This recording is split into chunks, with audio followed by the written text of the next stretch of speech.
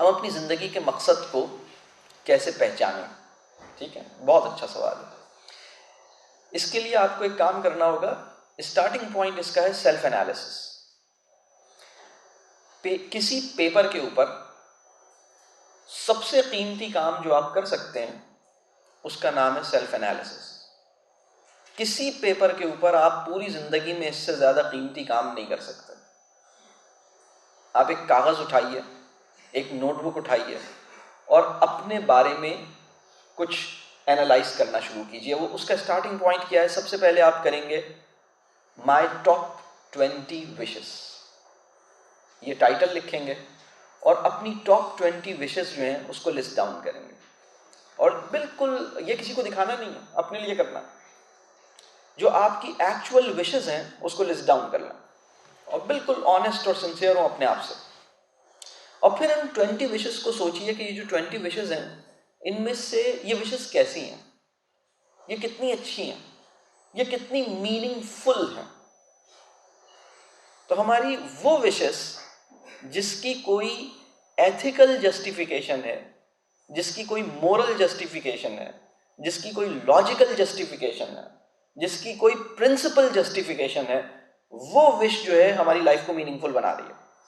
और हमारी वो विश जिसकी कोई प्रिंसिपल जस्टिफिकेशन नहीं है, प्रिंसिपल जस्टिफिकेशन का मतलब ये है कि ये आपकी ख्वाहिश है, इस ख्वाहिश के पीछे कोई उसूल है, इस ख्वाहिश के पीछे कोई इखलाकी वजह है, इस ख्वाहिश के पीछे कोई लॉजिक है, इस ख्वाहिश के पीछे कोई बहुत खूबसूरत ख्याल है। अच्छा, अगर किसी ख्वाहिश के पीछे ऐसा नहीं है कुछ, और आपकी उस ख्वाहिश के पीछे जब आप सोचते हैं कि ये जो मेरी ख्वाहिश है इसके पीछे क्या है, तो आपको पता लगता है अच्छा इस ख्वाहिश के पीछे असल में ये ख्वाहिश इसलिए है क्योंकि सब ऐसा कर रहे हैं। Since everybody is doing this, therefore I also want to do this, because everyone is chasing this. हर एक इसके पीछे भाग रहा है, लिहाजा मैं भी इसके पीछे भाग रहा हूं। बहुत सारी ख्वाहिशात के पीछे वजह कोई नहीं मिलेगी, उन ख्वाहिशात को अपनी लाइफ से निकालना पड़ेगा। तो बाज़ स्कॉलर्स कहते हैं कि दिल में किसी बड़े कॉज की जुस्तजू इसलिए पैदा नहीं होती क्योंकि दिल में पहले से छोटे छोटे कॉजेस की जुस्तजू भरी हुई होती है। पहले उसको ऑफलोड करना पड़ता है। जो भरा हुआ है ना दिल में, उसको निकाल के बाहर रखना होता है, फिर कोई अच्छी सी चीज़ दिल में दाखिल होती है। तो एक सेल्फ एनालिसिस का स्टार्टिंग पॉइंट है कि आप अपनी टॉप 20 विशेस लिखें और उसको इवैल्यूएट करें। दूसरा स्टेप इसका यह है कि आप अपनी टॉप 20 वरीज लिखें। वरीज, इनको मैं कहता हूं 2 W's। किसी भी इंसान का जो अंदर है ना, अंदर इनर सेल्फ, इसका आप किसी भी जबान में आप कहें, ये एक्सरे कह लें, सीटी स्कैन कह लें, MRI कह लें, कुछ भी कह लें आप मेडिकल की ज़बान में आप, तो जो हमारी अंदर से हमारी जो सेल्फ है ना, अगर किसी बंदे को उसका स्कैन चाहिए हो ना तो वो 2 W's से निकलता है, विशेस एंड वरीज। किसी भी इंसान की टॉप 20 विशेस और टॉप 20 वरीज एक कागज़ पे रख दें, उसका अंदर बाहर आ जाएगा। जो इंटरनल उसकी जो इनर सेल्फ है ना वो पूरी बाहर आ जाएगी, कागज़ के ऊपर वो पूरा पूरा ओपन हो जाएगा। ये इंसान एक्चुअली यही है। हमारी जो विशेस यानी हमारी ख्वाहिशात और हमारी वरीज जो हमारी परेशानियां हैं, जिसे हम तफक्कुरात, परेशानियां जो आपको बॉदर करती हैं, जिसकी वजह से आप हर वक्त सोचते रहते हैं, डिस्टर्ब रहते हैं, वो सारी आप निकाल के रख दें। वो आप एक्चुअली आपके अंदर यही भरा हुआ है। तो स्टार्टिंग पॉइंट है सेल्फ एनालिसिस, और सेल्फ एनालिसिस के अंदर पार्ट 1 विशेस, उसको देखें। फिर वरीज, आपको क्या क्या बात परेशान करती है सबको लिखें। कुछ परेशानियां बड़ी मुबारक होती हैं, कुछ परेशानियां हमारे लिए अच्छी नहीं होती। आपने देखना है कि मेरी परेशानी जो है वो कितनी अच्छी परेशानी है। अब विशेस भी अच्छी भी हो सकती हैं, बुरी भी हो सकती हैं। विशेस जो है मटीरियलिस्टिक भी हो सकती हैं, नॉन मटीरियलिस्टिक भी हो सकती हैं। अगर आपको ये परेशानी रहती है कि भाई मैं अपने टाइम को ठीक से मैनेज नहीं कर रहा और मुझे अपना टाइम ठीक से मैनेज करना चाहिए, तो ये अच्छी परेशानी है। अगर आपको ये परेशानी रहती है कि भाई मेरी उम्र बढ़ रही है, मेरे पास इल्म नहीं बढ़ रहा, मुझे अपना इल्म बढ़ाना है, मुझे क्लैरिटी चाहिए, मुझे विजडम चाहिए, ये परेशानी भी अच्छी है, ये विश भी बहुत अच्छी है। लेकिन अगर कोई इंसान अपनी वरीज जो हैं वो उसकी ठीक ना हो, तो वो उसके डेस्टिनेशन, उसकी जो फ्लाइट है, उसकी जो वो चीज़ें काफ़ी नीचे आ जाती हैं। तो ये स्टार्टिंग पॉइंट है।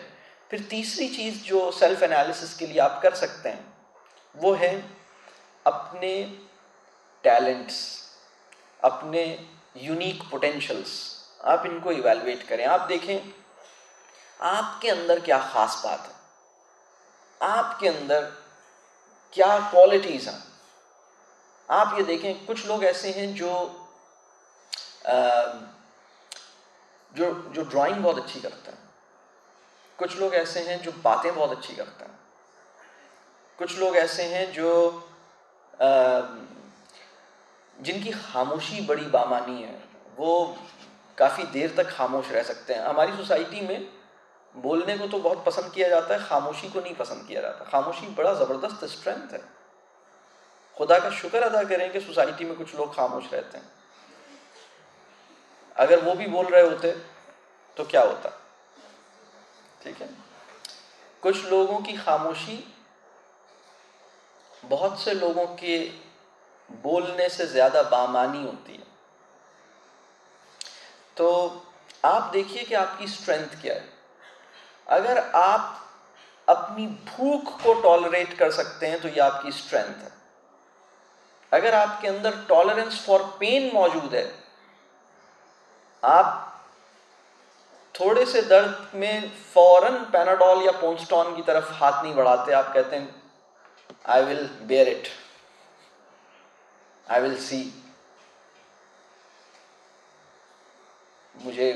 मैं अपने आप को इतना ज़्यादा कंपाउंड डिपेंडेंट नहीं बनाना चाहता। तो ये आपकी स्ट्रेंथ है। तो आपने देखना है कि आपके टैलेंट्स क्या हैं, आपकी स्ट्रेंथ्स क्या हैं, आपके यूनिक पोटेंशियल्स क्या हैं। आपके अंदर कोई ख़ास बात है तो वो क्या है, अपने अंदर की ख़ास बात तलाश कीजिए।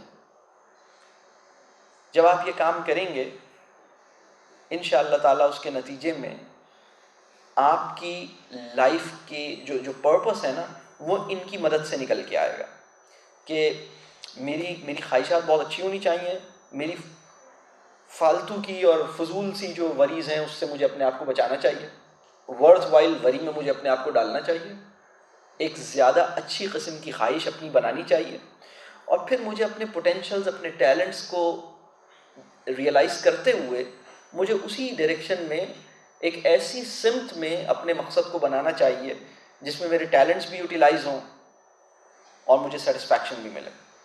एक और चीज़ जिससे हम अपनी लाइफ को, वो जो मकसद जिसकी हम बात कर रहे थे, अपना सेंस ऑफ पर्पस कैसे तलाश करें, सिर्फ अपने लिए नहीं सोचें। सोचने का ना सबसे छोटा हिस्सा ये है कि इंसान अपने लिए सोचे। बल्कि मैं अगर एक और चीज़, कुछ लोग क्या करते हैं, अपने लिए भी अपनी होलिस्टिक सेल्फ के लिए नहीं सोचते, अपने टोटल सेल्फ में से सिर्फ एक एस्पेक्ट के लिए सोचते हैं जिसका नाम है बॉडी। तो सबसे निचला दर्जा ये है सेंस ऑफ पर्पस में कि आप कोई ऐसा गोल बना लें जो सिर्फ अपनी फिजिकल बीइंग के लिए, उससे बड़ा यह है कि होलिस्टिक सेल्फ के लिए, उससे बड़ा यह है कि मैं सिर्फ अपने लिए नहीं सोच रहा बल्कि अपने आसपास अपनी फैमिली के लिए भी सोच रहा हूँ, फिर उससे बड़ा यह है कि मैं अपने और मिलने वालों के लिए भी सोच रहा हूँ, और उससे बड़ा यह है कि मैं अपनी सोसाइटी के लिए सोच रहा हूँ, और फिर इससे बड़ा करते जाएं। आप जितनी बड़ी दुनिया है उतना बड़ा दिल आपका हो जाएगा। बात वाज़ेह हो रही है? तो ये सोचने का अंदाज है कि आप किस लेवल पे सोचते हैं। तो जो बड़े लोग होते हैं उनका, देखें, बड़े लोग जो होते हैं ना, वो इस वजह से बड़े नहीं होते कि उनके पास पैसा ज़्यादा होता है। बड़े लोग इस वजह से भी बड़े नहीं होते कि उनके पास डिग्रियां ज़्यादा होती हैं। बड़े लोग इस वजह से भी बड़े नहीं होते क्योंकि उनका एक्सपोजर ज़्यादा होता है। बड़े लोग इस वजह से भी बड़े नहीं होते क्योंकि उन्होंने कमाया बहुत होता है। और बड़े लोग इस वजह से भी बड़े नहीं होते क्योंकि वो मशहूर बहुत होते हैं, बल्कि बड़े लोग इसलिए बड़े होते हैं क्योंकि उनके मकासद बड़े होते हैं। वो बड़ी कुर्बानी बड़े मकसद के लिए दे सकते हैं। और छोटे लोग किस लिए छोटे रह जाते हैं? इसलिए कि वो बहुत छोटी चीज़ों के लिए अपने आप को कुर्बान कर देते हैं, छोटी सी चीज़ के लिए कुर्बान हो जाते हैं, छोटी सी चीज़ के लिए अपने आप को खपा देते हैं। बड़े लोग इसलिए बड़े होते हैं क्योंकि उनके मकासद बड़े होते हैं, बहुत बड़े मकासद होते हैं। तो ये इसको कभी हमें सोचना चाहिए कि ये चीज़ क्या है।